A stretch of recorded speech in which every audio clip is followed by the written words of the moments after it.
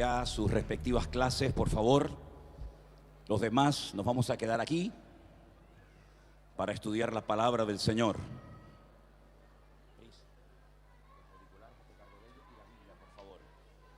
Gracias, Señor Jesús.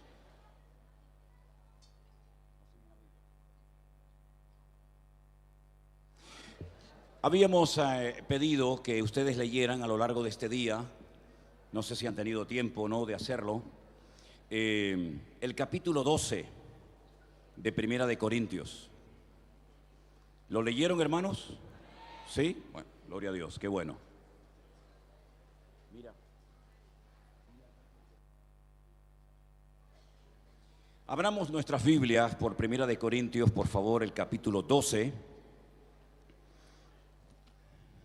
Independientemente de que ustedes lo hayan leído, vamos a hacerlo todos juntos en esta noche. Espero que todos tengan su Biblia a mano, si no escuchen la lectura, que dice así la palabra de nuestro buen Dios. No quiero, hermanos, que ignoréis acerca de los dones espirituales. Sabéis que cuando erais gentiles, se os extraviaba llevándoos como se os llevaba a los ídolos mudos. Por tanto, os hago saber que nadie que hable por el Espíritu de Dios llama anatema a Jesús. Y nadie puede llamar a Jesús Señor sino por el Espíritu Santo.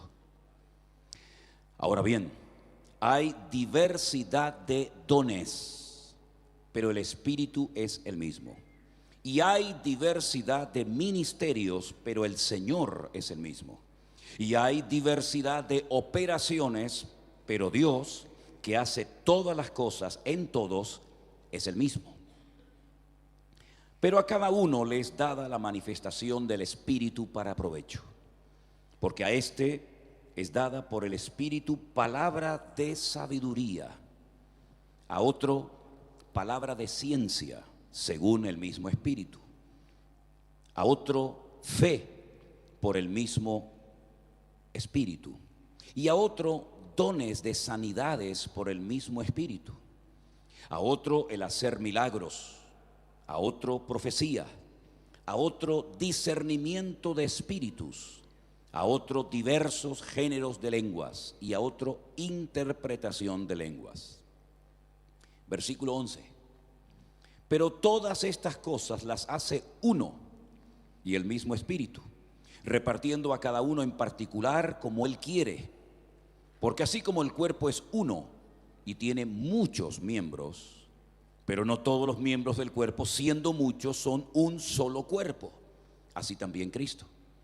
Porque por un solo Espíritu fuimos todos bautizados en un cuerpo, sean judíos o griegos, sean esclavos o libres, y a todos se nos dio a beber de un mismo espíritu. Y además el cuerpo no es un solo miembro, sino muchos. Si dijere el pie, porque no soy mano, no soy del cuerpo, por eso no será del cuerpo. Si dijere la oreja, porque no soy ojo, no soy del cuerpo, por eso no será del cuerpo. Y si todo el cuerpo fuese ojo, ¿dónde estaría el oído? Y si todo fuese oído, ¿dónde estaría el olfato? Mas ahora Dios ha colocado los miembros, cada uno de ellos, en el cuerpo como Él quiso. Porque si todos fueran un solo miembro, ¿dónde estaría el cuerpo? Pero ahora son muchos los miembros, pero el cuerpo es uno solo. Ni el ojo le puede decir a la mano, no te necesito, ni tampoco a la cabeza, a los pies, no tengo necesidad de vosotros. Antes bien, los miembros del cuerpo que parecen más débiles son los más necesarios. Y aquellos del cuerpo que nos parecen menos dignos, a estos vestimos más dignamente. Y a los que nosotros son menos decorosos se tratan con más decoro. Porque los que nosotros, para que no haya desaveniencia, perdón, leí el 24. Porque los que nosotros son más decorosos no tienen necesidad, pero Dios ordenó el cuerpo, dando más abundante honor al que le faltaba. para que no haya desaveniencia en el cuerpo, sino que todos los miembros se preocupen los unos por los otros. Verso 26. De manera que si un miembro padece, todos los miembros se duelen con él. Y si un miembro recibe honra, todos los miembros se gozan con él. Vosotros pues sois el cuerpo de Cristo y miembros cada uno en particular. Y a unos puso Dios en la iglesia primeramente apóstoles, luego profetas, lo tercero maestros, luego los que sanan, los que ayudan, los que administran, los que tienen don de lenguas. ¿Son todos apóstoles? ¿Son todos profetas? ¿Todos maestros? ¿Hacen todos milagros? ¿Tienen todos dones de sanidad? ¿Hablan todos lenguas? ¿Interpretan todos? Procurad pues los dones mejores, mas yo os muestro un camino aún más excelente. Amén, hermanos. Vamos a orar, cierra tus ojos un momentito. Y queremos pedir la bendición tuya, Señor, para que en esta tarde nuestros oídos estén abiertos, nuestro corazón atento a esta palabra, esta enseñanza, este estudio que pedimos de tu sabiduría, Señor, para poder explicar, para poder compartir, Señor, tu palabra con tu pueblo, y que tú nos des a todos entendimiento, y que tu Espíritu Santo nos ilumine, nos guíe a la verdad, y glorifique a Cristo en medio de su casa en esta noche. Ayúdanos, Señor, a disfrutar de tu palabra y aprender todo lo que tengamos que aprender. Te lo pedimos, Señor, en el nombre bendito de Jesús. Amén y amén. Sin lugar a dudas, mis queridos hermanos, el capítulo que recién acabamos de leer es un capítulo tremendamente interesante y muy importante para la iglesia en la actualidad.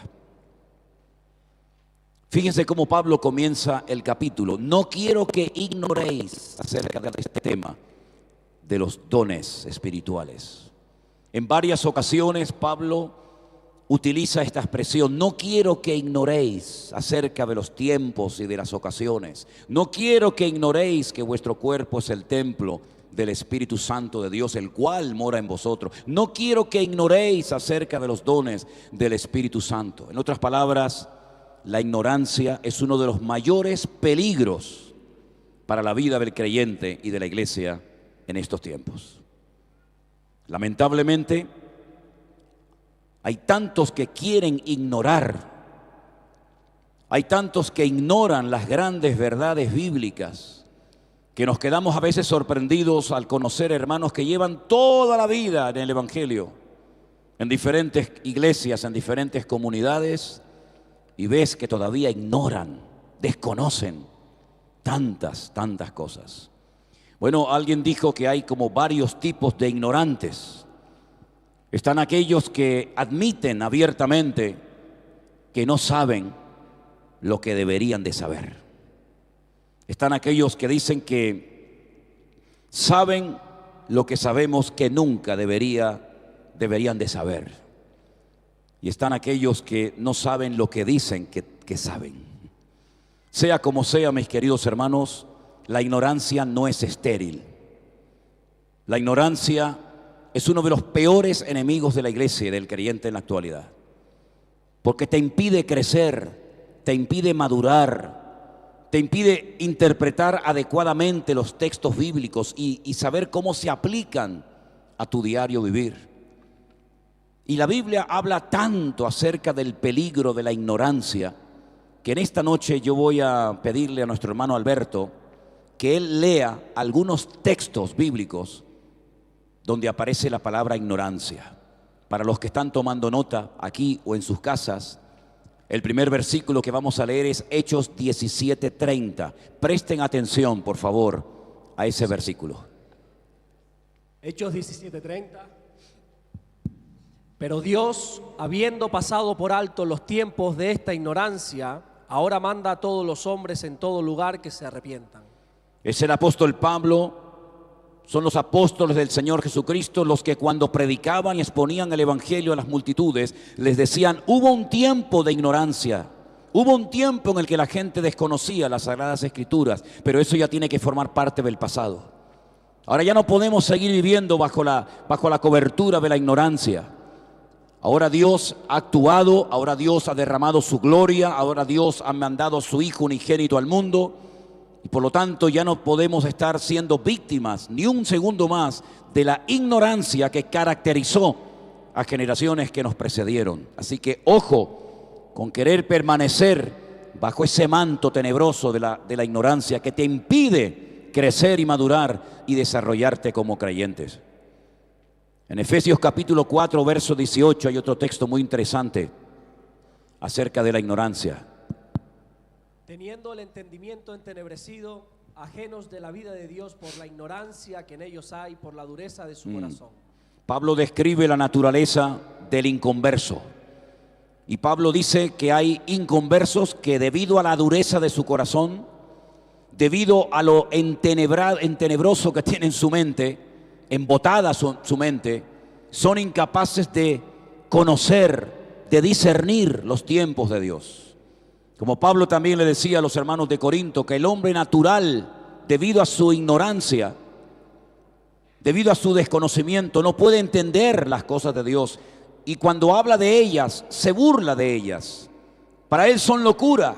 Dice, para el hombre espiritual más bien es todo lo contrario.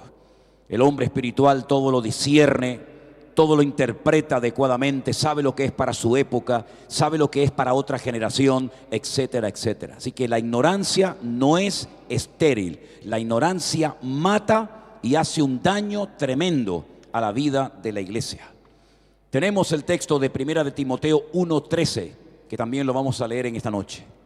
Habiendo yo sido antes blasfemo, perseguidor e injuriador, mas fui recibido a misericordia porque lo hice por ignorancia en incredulidad. Pablo no tiene ningún temor en admitir que lo que él hacía, sinceramente equivocado, creyendo que tenía que perjudicar a aquellos cristianos, creyendo que tenía que neutralizar el crecimiento de aquel nuevo movimiento, él creía que ese era su deber, su obligación. Dice, pero yo hice muchas cosas tremendas. Incluso dice que fue testigo de la muerte del mártir Esteban.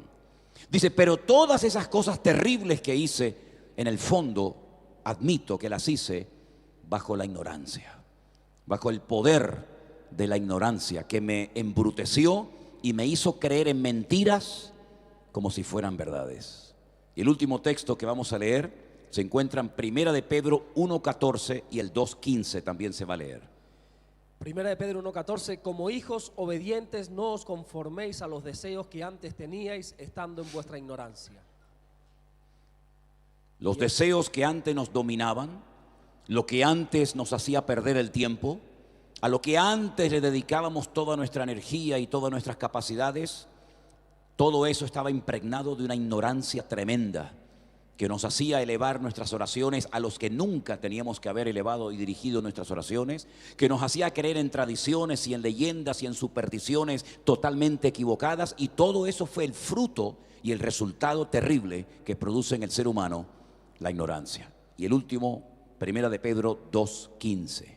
Porque esta es la voluntad de Dios, que haciendo bien hagáis callar la ignorancia de los hombres insensatos. Amén. Esa es nuestra obligación, es una de nuestras prioridades, estar siempre preparados para presentar con defensa y mansedumbre, ¿verdad?, explicaciones coherentes de nuestra fe. Porque nuestra fe no es una fe ciega, no es una fe irracional, es una fe que está basada en la palabra de Dios, en hechos concretos y específicos, donde hay, por ejemplo, la ayuda de la arqueología, la ayuda de la literatura y otras ciencias que nos ayudan a exponer de una forma racional y pensante nuestra fe y nuestra creencia en nuestro Dios. Ahora, volviendo al tema de los dones, de las herramientas que Dios ha provisto a la iglesia, que los conocemos como los carismas o los dones del Espíritu Santo, permítame decirles que nuestra postura ante este tema es la siguiente. Hay ciertos y determinados sectores evangélicos que, si bien no rechazan abiertamente la credibilidad de estos dones, su postura es que tuvieron su momento y su lugar en la historia de la iglesia, pero que ya no están en vigor, que ya no están de actualidad, sino que pasaron a la historia como cosas portentosas, como instrumentos poderosos que en un momento puntual el Señor utilizó, pero que hoy en día ningún creyente debe ni de pedir, ni de anhelar, ni de prepararse para moverse en el mundo de los dones del Espíritu Santo. Evidentemente, y quiero dejar bien claro, nosotros no compartimos esa postura, sino que nosotros creemos y afirmamos que todo lo que Dios nos ha dejado en su palabra, y este tema específicamente de los dones del Espíritu Santo, no ha caducado ni ha pasado a la historia. Y que cuando murieron los discípulos de Cristo, aquellos hombres que fueron llamados, seleccionados uno a uno y preparados específicamente por el Señor, cuando ellos murieron y dejaron paso a otras generaciones, no se llevaron con ellos a la tumba los dones del Espíritu, sino que están en plena vigencia en el día de hoy. ¿Cuántos dicen amén? El problema no es si los dones están o no en plena vigencia. El problema es va a ser la actitud de la iglesia, del creyente en la actualidad frente a estas grandes verdades. Ahora, para ir poco a poco avanzando en el capítulo que hemos leído, fijaros que lo primero que Pablo pide es que, por favor, en cuanto a este tema, no le den lugar a la ignorancia. Pero en segundo lugar, lo que Pablo menciona a partir del versículo 4 es que, a pesar de que el mismo Espíritu que mora en el creyente hace diferentes cosas, hay cosas que en sí no se pueden considerar dones, sino que él llama operaciones y también utiliza la palabra ministerios. Una cosa es un don, otra cosa es un talento y otra cosa muy diferente es un ministerio. Si ustedes quieren saber más acerca de los ministerios, Pablo también habla en la carta a los Efesios de los 5 ministerios, de los 5 especialistas que Dios ha capacitado a lo largo de la historia para perfeccionar a los santos para la obra del ministerio, para que todos lleguen a la altura y al nivel del conocimiento de Cristo, a un varón perfecto. Y él habla ahí de apóstoles, él habla de evangelistas, él habla de pastores, él habla de maestros, de profetas, etcétera, etcétera. Una cosa son los ministerios y otra cosa completamente diferente son los dones del Espíritu Santo. Hay personas que a veces llaman a algo que no es un don como si fuera un don. Y por eso tenemos que tener el interés de decir, bueno, ¿cuáles son los verdaderos dones del Espíritu Santo? Solamente hay 2 lugares en la Biblia donde aparece la lista de los dones del Espíritu, que están a disposición y activos hoy en día para la vida de la iglesia. Una de esas listas, si les interesa leerla, se encuentra en Romanos capítulo 12. Romanos capítulo 12 menciona una serie de dones muy interesantes, todos y cada uno de ellos en plena vigencia. Y la segunda y última lista que aparece de dones del Espíritu Santo es esta que hemos leído en esta noche, Primera de Corintios capítulo 12.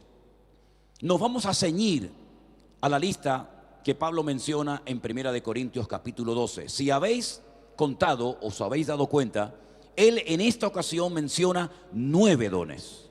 Vamos a volver a leerlos. Versículo 8. Y contamos. Número 1, palabra de sabiduría.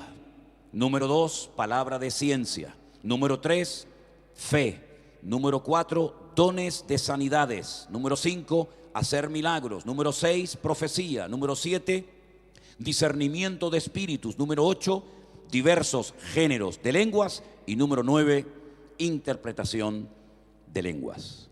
Alguien ha clasificado estos 9 dones en 3 grupos diferentes. Algunos consideran que el don de sabiduría, la palabra de ciencia, el discernimiento de espíritu entran dentro de la clasificación que vamos a llamarla dones de revelación. Repito, dones de revelación, palabra de sabiduría, palabra de ciencia y discernimiento de espíritus. Luego hay dones que entrarían dentro de lo que llamamos la clasificación de dones de expresión. Es decir, para que fluya el don, para que se manifieste el don, tienes que hablar, tienes que abrir la boca. Y ahí entraría, por ejemplo, lo que es la profecía o la predicación o exposición del Evangelio. Entraría el hablar en otras lenguas e interpretar dichas lenguas, los 3 dones de expresión.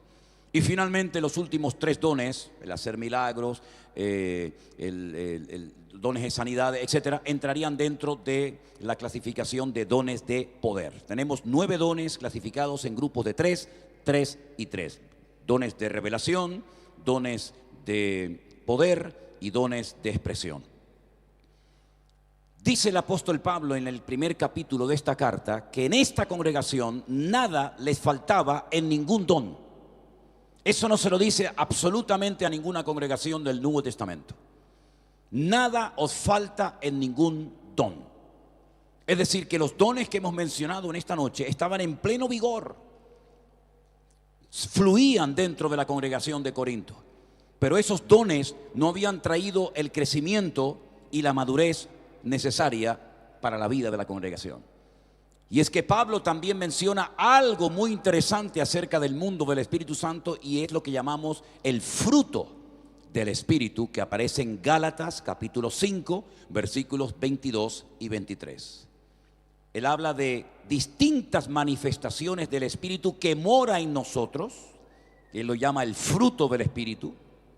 Es como se demuestra la madurez de una persona, y ahí habla de aspectos del carácter, habla de la mansedumbre, habla de la templanza, habla del amor.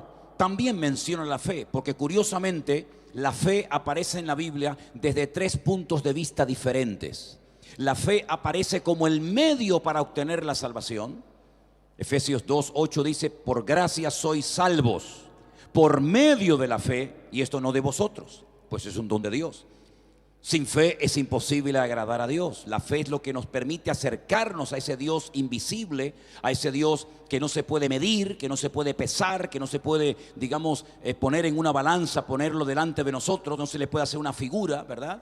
Pero la fe nos permite acercarnos a ese Dios e invocar su nombre y pedir perdón. Es el medio que el Señor utiliza para que seamos salvos. Pero también la fe, el apóstol Pablo la menciona como parte del fruto del Espíritu Santo de Dios. Pero curiosamente también cuando habla de los dones del Espíritu Santo, dice que hay un don que es el don de la fe. Luego es el medio para salvación, es parte del fruto y es un don que Pablo menciona en la lista de 9 dones en 1 Corintios capítulo 12. Ahora bien, si estos dones se manifestaban en la iglesia de Corinto, ¿cómo es posible que en el capítulo 3, 2 capítulos más adelante, el apóstol Pablo les diga a los hermanos de Corinto: niños en Cristo, que no sois capaces de comer alimento sólido, inmaduros, carnales? ¿Cómo es posible que personas que fluían y se dejaban utilizar poderosamente en el mundo de los dones del Espíritu Santo, luego fueran personas con un nivel tan bajo de madurez y de crecimiento espiritual? Es que el don no perfecciona a la persona. El don no se le da a una persona para que crezca y para que madure, sino que el don es una herramienta, es un regalo que Dios te da para edificar al cuerpo de Cristo, para bendecir a la iglesia, y no necesariamente es una herramienta que Dios te da para tu crecimiento espiritual. Por eso Pablo les llama carnales, por eso les llama niños, y dice: ¿y cómo no me voy a atrever a llamarles niños e inmaduros cuando hay entre vosotros celos y envidias y divisiones? Hasta el punto que uno dice: yo soy de Pablo, y otros dicen: yo soy de Apolos, y otros dicen: yo soy de Cefas, y hay todavía un pequeño remanente en la congregación que dice: nosotros somos de Cristo. Pablo dice: ¿quién es Pablo? ¿Quién es Apolos? ¿Quién es Cefas? Simplemente instrumentos utilizados por la mano del Señor, pero el crecimiento, en definitiva, quien lo ha dado es el Señor, ¿verdad? Uno pone el fundamento, el otro viene y riega, pero en definitiva el que hace la obra y el que tiene que llevarse la gloria y todo reconocimiento, sin lugar a dudas, tiene que ser nuestro Dios. Luego, no les sorprenda ni les cierre su deseo de anhelar el mundo de los dones por el mal ejemplo y por el mal testimonio que lamentablemente algunos han dado, diciendo: bueno, este hombre o esta mujer es utilizada en este don o incluso hasta en este ministerio, pero luego su carácter no corresponde al nivel de madurez que se supone que debería de tener a estas alturas de su vida. Por lo tanto, queridos hermanos, nuestro punto de referencia no es el hombre o la mujer que Dios lo usa en un momento determinado. Nuestro punto de referencia siempre, siempre tiene que ser nuestro Señor Jesucristo. Sobra el decir que todos y cada uno de estos dones se manifestó de una forma tremenda en la figura de Cristo. Podríamos decir en cierto sentido que esto es una radiografía del ministerio de Cristo. Él discernía los espíritus. Él perfectamente daba palabras a las multitudes. Él tenía el don de ciencia, él tenía una palabra de sabiduría, una palabra específica para cada persona, para cada momento y para cada lugar, sin lugar a dudas. Y también quiero dejar bien claro que estos dones o manifestaciones del Espíritu Santo no entraron a raíz del Evangelio, sino que ya hay muchos ejemplos en el pasado, en el Antiguo Testamento, de personas que fueron utilizadas en un momento puntual por uno de estos dones del Espíritu. Porque el Espíritu Santo no entra a operar, no entra en acción con la figura de Cristo, ni con la figura de Pablo, de Pedro, de Juan el Bautista, ni siquiera en el Nuevo Testamento a raíz de la experiencia en Pentecostés, sino que el Espíritu Santo siempre ha asistido, porque el Espíritu Santo sabemos que es Dios. ¿Cuántos dicen amén? Primer libro de la Biblia, primer versículo: en el principio Dios creó los cielos y la tierra, y allí estaba el Espíritu de Dios. Pero no solamente porque es mencionado directamente en el texto 2, y el Espíritu de Dios se movía sobre la faz, la cara de las aguas, sino que en el texto número 1, cuando aparece el primer nombre de Dios del cual tenemos conocimiento en la Biblia, que es el nombre Elohim, es un nombre que aparece en plural, porque toda terminación hebrea que termina con esa pequeña letra llamada la yod y una men, sofit, im, automáticamente el término, la palabra se convierte de singular a plural. Es como en nuestro idioma, automáticamente al añadir una S, automáticamente pasa de género singular a género plural, ¿verdad? En vez de casa, le pones una S, casas, automáticamente ya es plural. Niño, niños, ya automáticamente pasa de un género a otro, ¿verdad?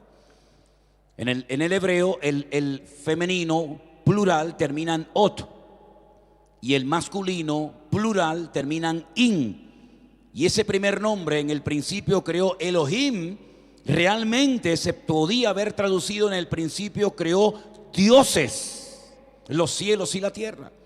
Porque realmente esa traducción de Elohim a dioses también aparece en el texto bíblico. Por ejemplo, en Éxodo capítulo 20, cuando dice: Lo yiyeleja Elohim alpanai, no tendrás dioses ajenos, extraños, delante de tu cara. No tendrás dioses ajenos. Y esa palabra dioses es exactamente la misma que Génesis 1:2, donde dice que en el principio Dios, Elohim, creó los cielos y la tierra. Pues la palabra Elohim, que es un término polivalente, se utiliza para describir a Dios, pero también se utiliza para hablar de los dioses falsos.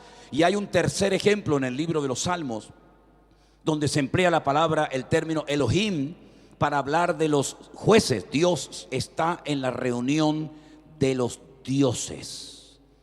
Y claro, uno dice de los dioses, que hay como una especie de conglomerado de dioses, una especie de mitología griega, romana, pagana. No, sino que los jueces, por la prerrogativa de ejercer justicia en las personas, se supone, también se les compara con Dios, en el sentido de que imparten justicia, como nuestro Dios es un Dios justo.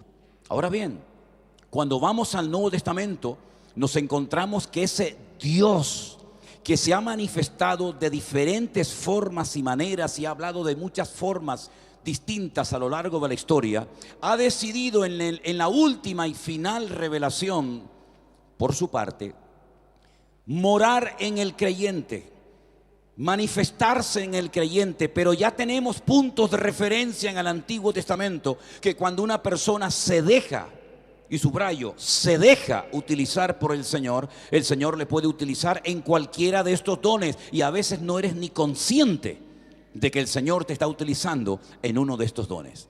Miren, por ejemplo, la visita de aquel pagano leproso, al cual se le da testimonio en su país de que hay un profeta en Israel que si ora por él puede llegar a ser sanado. Este hombre llega hasta Israel creyendo que el profeta Eliseo le va a hacer un recibimiento espectacular, y nada más lejos de la realidad. Ni siquiera sale al recibirlo, sino que manda a su criado, a su siervo, a su ayudante Giesi y le dice: ve a lavarte al río Jordán, zambúllete, métete varias veces y tu piel se convertirá como la piel de un niño. La Biblia nos enseña que aunque al principio Naamán no estaba muy de acuerdo con este tratamiento, finalmente es sanado, y entonces él quiere recompensar al varón de Dios. Él quiere de alguna manera pagar, él quiere de alguna manera premiar al profeta por el milagro que Dios ha hecho a través de su vida. Pero Eliseo dice: no voy a recibir absolutamente nada de ti. Y este hombre se marcha otra vez a su país. Su criado, Giesi, no quiere desperdiciar la oportunidad de llenarse los bolsillos, de financiar su vida con el don que Dios le ha dado a su señor, y va detrás de él y le dice: mi señor me manda, como diciendo, bueno, ha pensado mejor la oferta. Y entonces dice que él recibe aquellos dones, aquellos regalos de este centurión o de este militar, los lleva a su casa y los esconde, y nadie se ha enterado de lo que aquí ha sucedido. Cuando entra en la habitación donde su señor Eliseo está, le dice: Giesi, ¿de dónde vienes? Y Giesi le dice: yo no he ido a ninguna parte, señor. Y es entonces cuando entra en operación el don de ciencia, que es una revelación del pasado. Y el Señor le dice a través de su señor Eliseo: ¿no te vi yo cuando ibas detrás de él? Quiero decirte que la lepra de Naamán se te pegará a ti y a tu descendencia para siempre.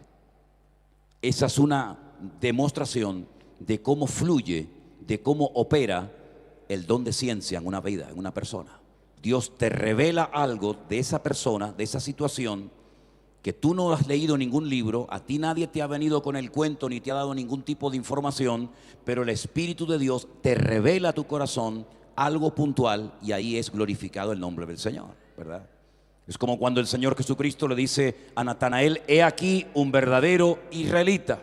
Natanael se queda sorprendido y le dice al Señor: Señor, yo nunca te he visto, nunca nos hemos encontrado. Y el Señor le dice: bueno, tú a mí no, pero yo te he visto a ti desde que estabas debajo de la higuera, y sé que eres un verdadero israelita. Ahí entra otra vez el don de ciencia, como entra también en la vida de Pedro cuando descubre el pecado de Ananías y Zafira, y otros tantos ejemplos en la Biblia. Sin lugar a dudas, el don de sabiduría, la palabra de sabiduría, si en alguien fluyó y si en alguien fue notorio, fue sin lugar a dudas en el rey Salomón.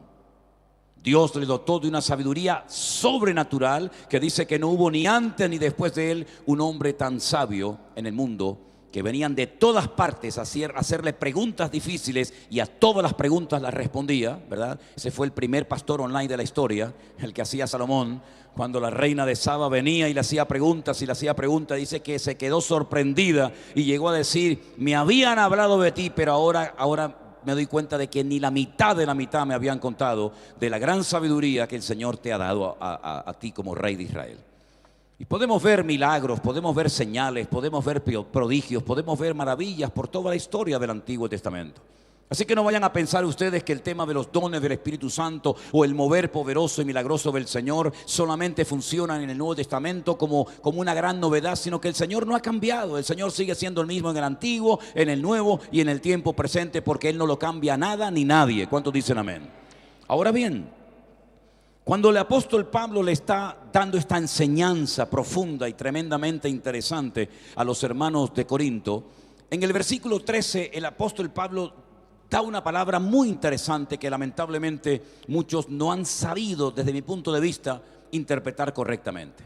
Pablo dice aquí: por un solo espíritu, porque no hay varios, aunque recibe diferentes nombres, de los cuales hablaremos ahora. Todos fuimos bautizados ¿en qué? En un cuerpo. No hay nada peor que mutilar un texto bíblico. Es decir, no hay nada peor que cortarle una palabra o varias palabras a un texto bíblico, sino que tenemos que leerlo todo para entender la enseñanza general que nos está dando el Señor aquí. Por un mismo espíritu fuimos todos bautizados, pero ¿en qué? En un cuerpo. Fuimos todos introducidos en el cuerpo ¿de quién? De Cristo, que es la iglesia.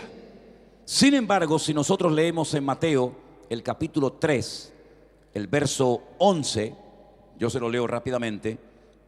Juan el Bautista, cuando es interrogado por las autoridades religiosas de la época y le preguntaban, ¿pero tú quién eres?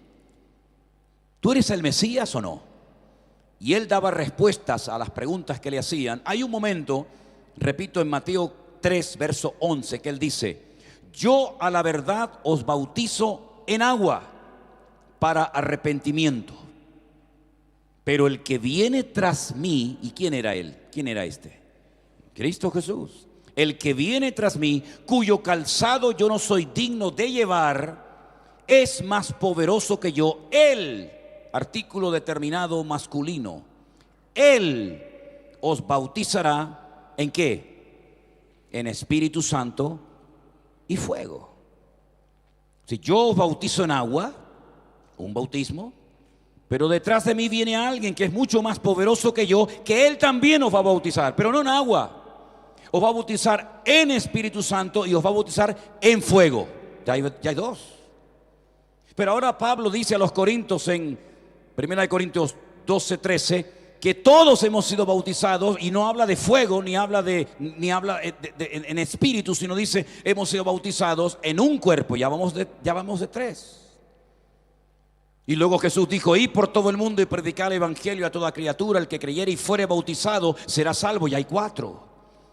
Y en 1 Corintios 15, cuando Pablo está presentando argumentos en contra de los que decían que Jesús no había resucitado, dice, muy bien, pues si Jesús no ha resucitado, entonces nuestros pecados no han sido perdonados. Y si Jesús no ha resucitado, nosotros tampoco resucitaremos. Y si Jesús no ha resucitado, no hay segunda venida. Y si Jesús no ha resucitado, los que murieron creyendo que habían sido perdonados sus pecados, pues no fueron perdonados. Y si Jesús no fue bautizado, entonces ¿por qué en Corinto hay un templo donde la gente se bautiza por los muertos? Si no va a haber resurrección. Es decir, que cuando vamos al Nuevo Testamento encontramos que hay diferentes textos que hablan acerca, y aparece la palabra bautismo, sumergidos, introducidos en. Juan bautizaba en agua, Jesús bautizaba en Espíritu Santo y fuego. Pablo habla de ser bautizado en un cuerpo. Entonces a veces el problema surge cuando utilizamos términos que para un hermano significan una cosa y para otro hermano significan otra cosa completamente diferente. Si usted, por ejemplo, habla con un hermano, digamos, de un trasfondo pentecostal, para un pentecostal, el que no habla en lenguas no tiene al Espíritu Santo.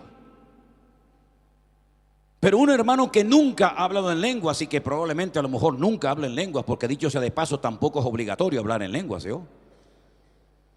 Amén. Él dice, yo he sido bautizado. Porque la Biblia dice, yo he sido bautizado por un mismo espíritu, ¿verdad? Y están hablando 2 horas, 3 horas, y discuten el uno que si tengo, que si no tengo, que si hablo en lengua, que si no hablo en lengua. Y uno va en FM y otro va en AM, y es una conversación en paralelo donde nunca se van a encontrar el uno con el otro. Porque para él bautizado significa una cosa y para el otro significa otra cosa completamente diferente. Y por eso tenemos que saber el significado de cada uno de estos bautismos que se mencionan en la Biblia. Fue el Espíritu Santo el que nos convenció de pecado y nos metió en Cristo, nos metió en su cuerpo, nos metió en su iglesia. Amén, hermanos.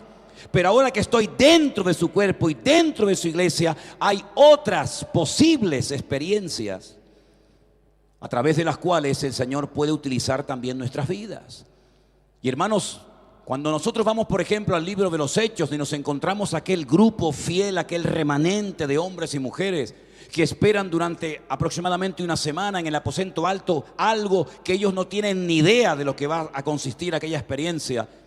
Cuando el Señor le dice, id y esperad la promesa del Padre, esperad la promesa del Padre, lo que está bien claro, y hay que ser muy ciego para no entender que lo que pasó allí fue algo muy impactante y que les transformó la vida a aquella gente. Y dice la Biblia, curiosamente, que se repartieron lenguas como de fuego, que se metieron, que se asentaron sobre cada uno de ellos. Entonces uno ve en la palabra de Dios que a veces el Señor utiliza a una persona de una manera y a otros de otra manera, y por eso el apóstol Pablo, cuando está tratando de llevar a la gente ya a una conclusión acerca de los dones del Espíritu Santo, él hace 7 preguntas al final del capítulo, que todas las preguntas son diferentes, pero todas las respuestas son la misma. Y las preguntas ¿son todos apóstoles? No, no son todos apóstoles. ¿Son todos profetas? No.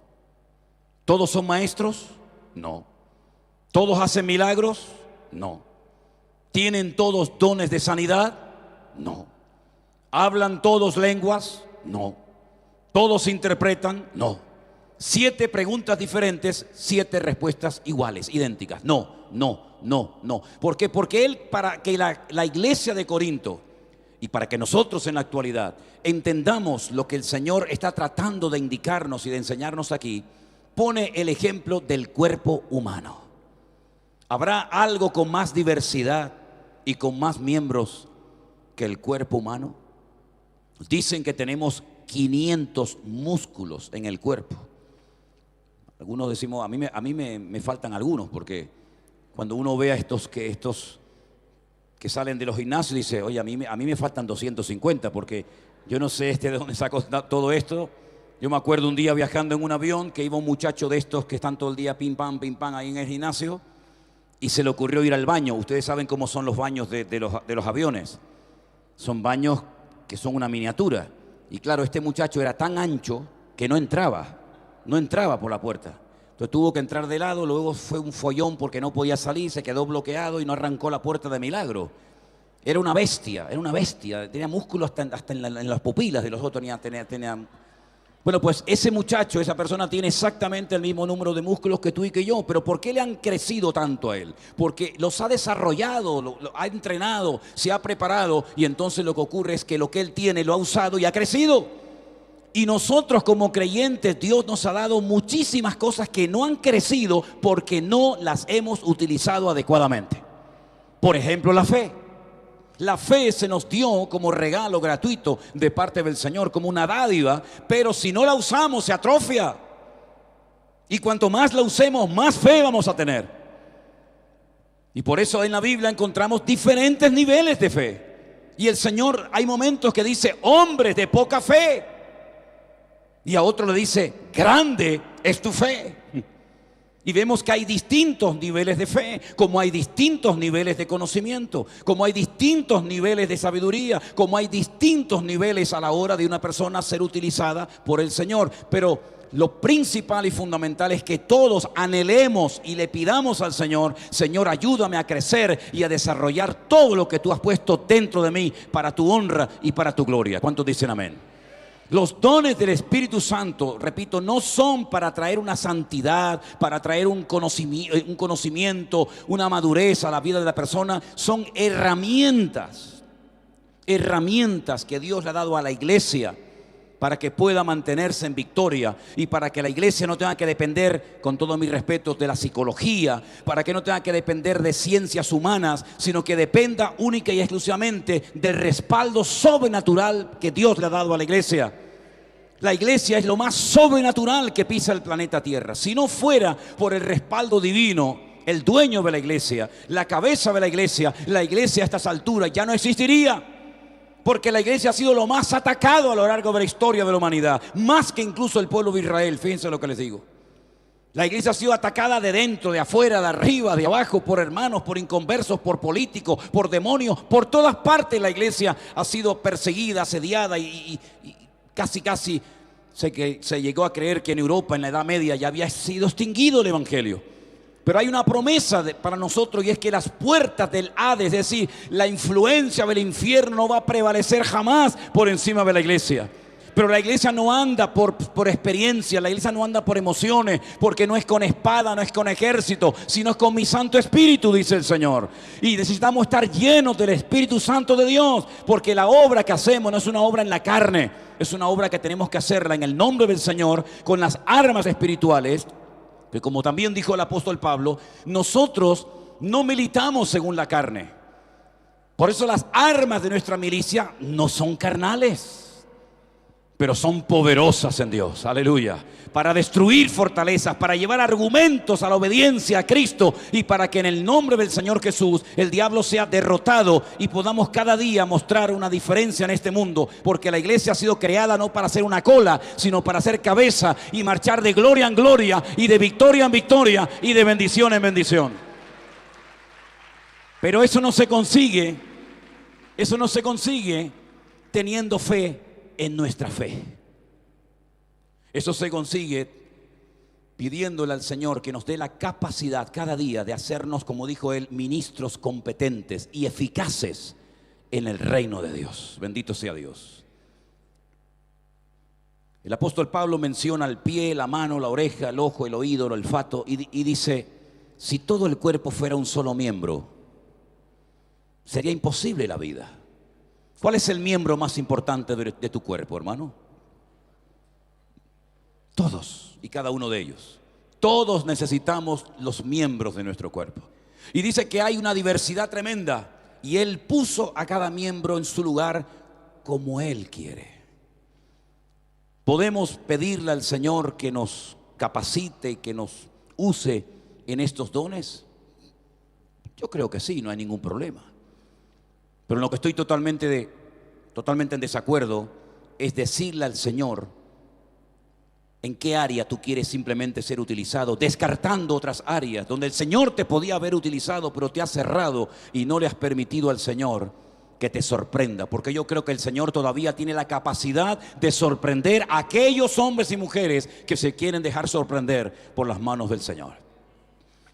En esta lista de 9 dones, el apóstol Pablo menciona dones que algunos son más conocidos que otros y también menciona dones que estaban creando más confusión y problemas en la iglesia de Corinto que bendición y edificación. El apóstol Pablo llega a decir que si algún indocto o algún inconverso entra en vuestras reuniones y os ve o les escucha a todos a vosotros al mismo tiempo hablando en otras lenguas, ¿no pensarán que estáis locos?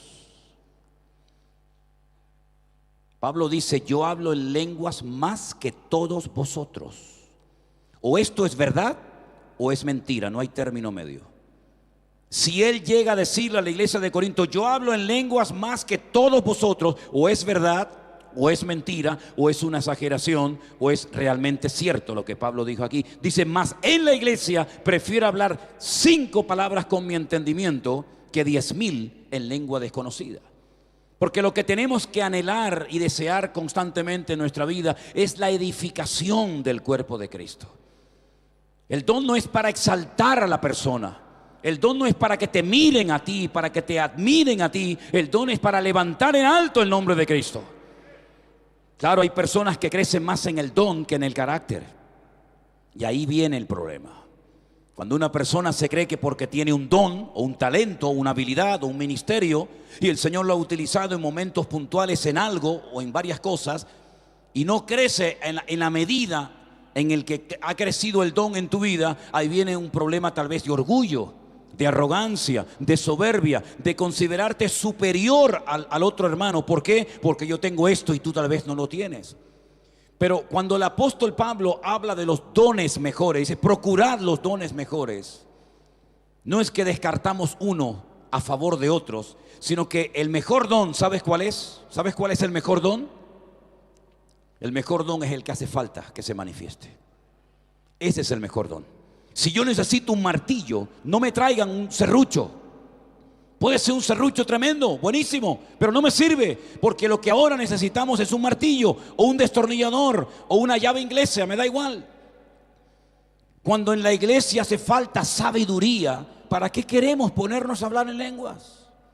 Cuando en la iglesia hace falta revelación de algo que tenemos que hacer o conocer para saber cómo actuar adecuadamente, ¿para qué necesitamos discernimiento de espíritus? Cuando en la iglesia necesitamos discernir si lo que está pasando, lo que se está manifestando es de Dios o es de la carne o sabe Dios de quién es, ¿para qué queremos las profecías o para qué queremos interpretaciones de lenguas o lo que sea? El mejor don es el que hace falta en el momento necesario y oportuno. Y es a eso a lo que tenemos que apuntar, mis queridos hermanos. ¿Qué es lo que necesitamos ahora como ministerio? Que tenemos que orar juntos en el nombre del Señor para que Dios nos provea y cubra la necesidad que tenemos. ¿A dónde queremos apuntar? ¿Cuál es la visión? ¿Cuál es la meta del ministerio? ¿Qué queremos alcanzar? ¿Qué terrenos queremos conquistar? ¿A dónde queremos llevar la bandera del Evangelio para conquistar otros territorios? Debemos de orar para que Dios nos dé sabiduría y revelación en la organización de la extensión del reino de Dios. Si algo me llamó siempre la atención del trato, del entrenamiento personalizado de Cristo con sus discípulos, es cómo les enseñó a organizarse, cómo les enseñó a trabajar en equipo, cómo les enseñó la interdependencia unos con otros. No ves en la iglesia primitiva a los discípulos peleando, yo predico hoy, tú predicas mañana, quítate tú, hoy me toca a mí, sino vemos que hay un espíritu de unanimidad, de un mismo sentir.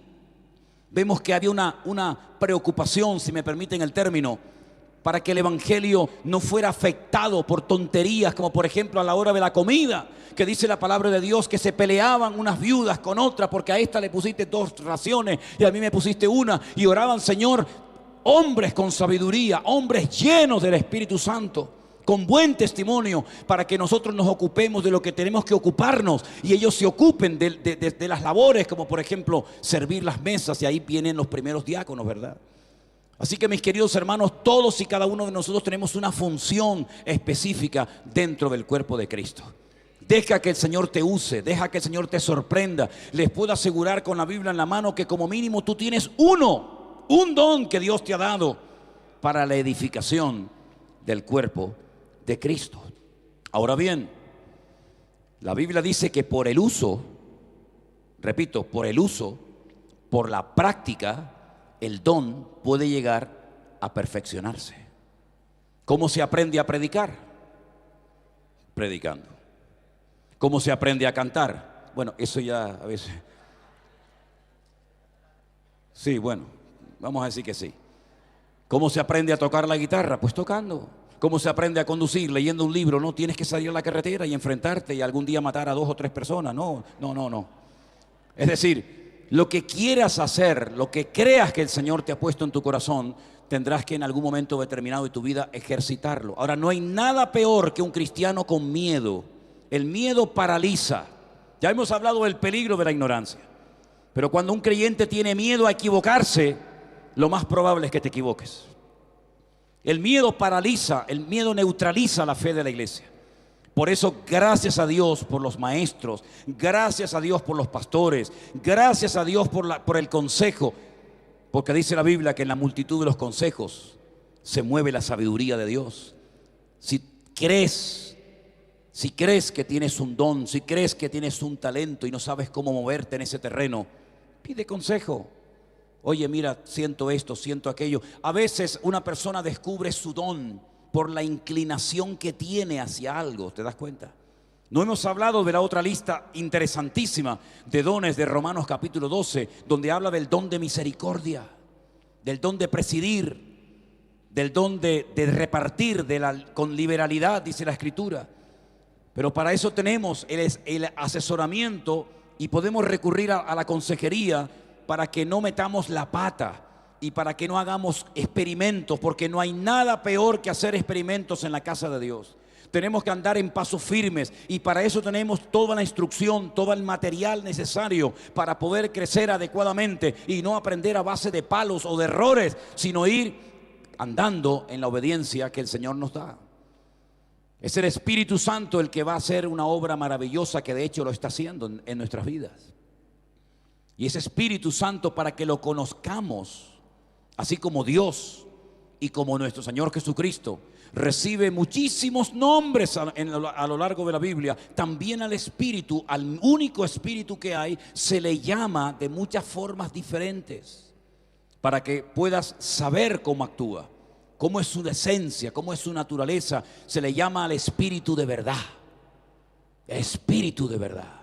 No viene a traer mentiras, ni cuentos, ni falsas expectativas a la iglesia, como a veces ha ocurrido, ¿verdad? Que vienen personas y te dan una especie de profecía y comienzas a creer en algo que realmente no viene del corazón de Dios. Es el Espíritu de verdad. Es el Espíritu de revelación. Es el Espíritu que glorifica y exalta y levanta en alto a Cristo. Dice: Él tomará de lo mío y Él os lo hará saber. Es el Espíritu que nos ayuda a tener memoria. Él os recordará todo lo que yo os he enseñado. Él los guiará a la verdad. Él convencerá al mundo de pecado, de justicia y de juicio. Él es el consolador. Él es el espíritu de vida, el espíritu de adopción, y tantos nombres recibe el mismo espíritu para que sepamos cómo se mueve y cómo actúa en la vida de todos y cada uno de nosotros. Y Pablo escribe un capítulo que les recomiendo que lo lean, hermanos, en estos días, el capítulo 8 de Romanos, viviendo en el espíritu. Y él llega a decir cosas tremendas, donde dice: y si el espíritu de aquel que levantó a Cristo de los muertos mora en vuestros corazones, también vivificará vuestros cuerpos por su Espíritu Santo que mora en vosotros. En otras palabras, la iglesia ya ha sido capacitada sobrenaturalmente para cumplir los objetivos para los cuales el Señor nos ha puesto en este momento de la historia. Nosotros ya sabemos perfectamente por qué estamos aquí. Nosotros no tenemos que pensar y decir, bueno, nosotros ya sabemos a lo que nos ha puesto y a lo que no nos ha puesto el Señor. Sabemos cuáles son las señales que no vamos a ver, y también sabemos las señales que sí vamos a ver, porque el tiempo acompaña a la señal y la señal acompaña al tiempo. Y sabemos perfectamente a lo que Dios nos ha llamado y a lo que Dios no nos ha llamado, porque el Espíritu que mora en nosotros nos indica lo que tenemos que hacer y lo que no tenemos que hacer. Amén, hermanos. Y también nos enseña algo muy importante: lo que tenemos y lo que no tenemos. Y cuando algo nos falta, pedimos ayuda y clamamos al Dios del cielo para que nos dé lo que nos gustaría tener, pero no tenemos, pero que a lo mejor lo tiene el hermano de la esquina, y nos juntamos y nos complementamos para que no haya desaveniencia en el cuerpo, sino que nos sirvamos los unos a los otros. Cuando aquella red se llenó de grandes peces, había demasiado para uno solo, y ellos pidieron ayuda y vinieron de otras partes también con sus redes y con sus barcas y compartieron la bendición. Y nos hemos dado cuenta de que si compartimos la bendición y abrimos la mano y damos de gracia lo que hemos recibido de gracia, el Señor seguirá derramando fielmente cada día en nosotros su presencia y su sabiduría. ¿Cuántos dicen amén? Así que, mis queridos hermanos, para concluir en esta noche, anhelen y pídanle al Señor: usa mi vida como tú quieras, mientras yo esté en el cuerpo de Cristo en este mundo, Señor.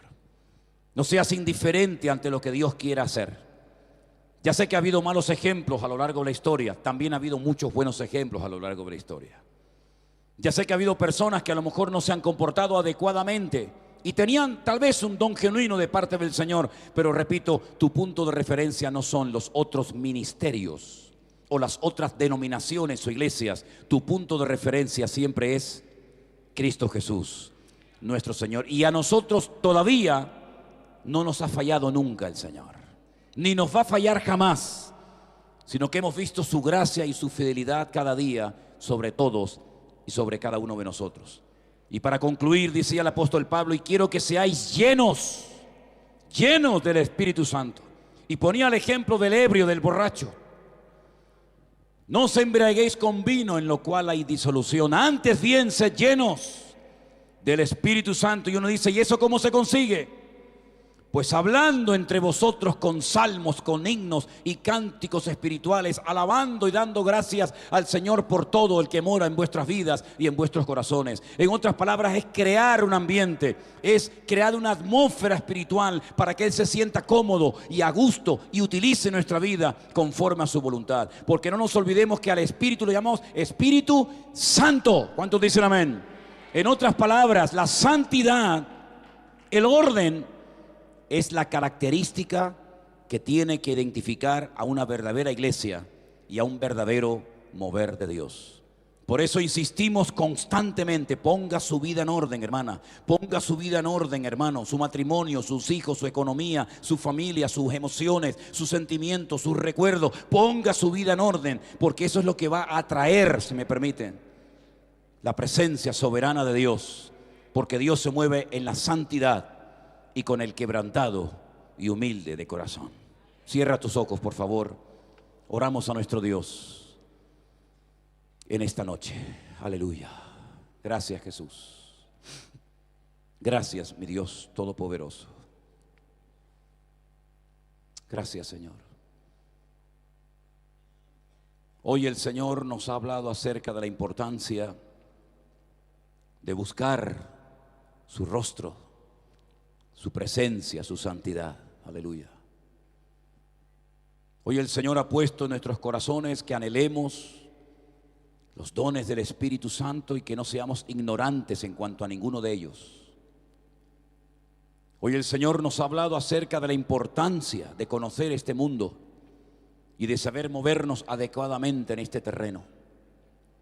Pidámosle al Señor humildemente: Señor, lléname más y más de ti cada día. Guárdanos, Señor, de orgullo. Guárdanos, Señor, de estar aferrado a falsas expectativas. Y muévete en nuestras vidas como tú quieras, Señor. Cuando el Espíritu Santo, cuando el Señor, utilizando el poder de su palabra, sopla en un corazón, transforma esa vida. Y lo que 1000 sermones o 1000 consejos no lograron hacer, el Señor lo puede hacer en 1 minuto, porque para Él no hay nada imposible. Cuando aquella mujer recibió una visita especial de aquel ángel Gabriel, dándole un paquete profético impresionante: tendrás un santo varón que será llamado Hijo del Altísimo, heredará el trono de David su padre, reinará sobre la casa de Jacob para siempre y su reino no tendrá fin. Aquella mujer dijo: ¿cómo? ¿Cómo se va a cumplir todo esto? Esto es tremendo lo que me estás declarando. Esto es increíble. Ninguna mujer a lo largo de la historia jamás había recibido semejante noticia. ¿Cómo? Dime cómo. Y entonces le dijo: el Espíritu Santo vendrá sobre ti. Ahí es como se va a llevar a cabo la obra. Porque lo que es imposible para los hombres es posible para Dios. El Espíritu Santo vendrá sobre ti. La sombra del Omnipotente, la sombra del Altísimo te cubrirá. Y lo que para la ciencia humana es imposible, el Señor lo podrá hacer. Hoy te preguntas: ¿cómo, Señor, voy a solucionar esta situación? Hoy te preguntas: ¿cómo se va a abrir esta puerta? Hoy te preguntas: ¿cómo, Señor? Y el Señor dice: el Espíritu Santo que mora en ti, Él lo hará. Él irá delante de ti, te abrirá camino. Él te dará la sabiduría, Él te dará el discernimiento, Él te dará todo lo que necesitas para que el tiempo que estés sirviéndome en mi reino y en mi obra, tu vida sea una vida fructífera, que glorifique y honre mi nombre. Gracias te damos por tu bendita palabra, Señor. Gracias, Señor, porque tú nos has escogido como pueblo tuyo que somos para ser tus instrumentos en este tiempo de la historia. Derrámate poderosamente sobre nuestras vidas cada día. Llévate toda carnalidad y banalidad de nuestros corazones y mentes, y que ese Santo Espíritu de Dios nos guíe a la verdad y glorifique a Cristo en nosotros.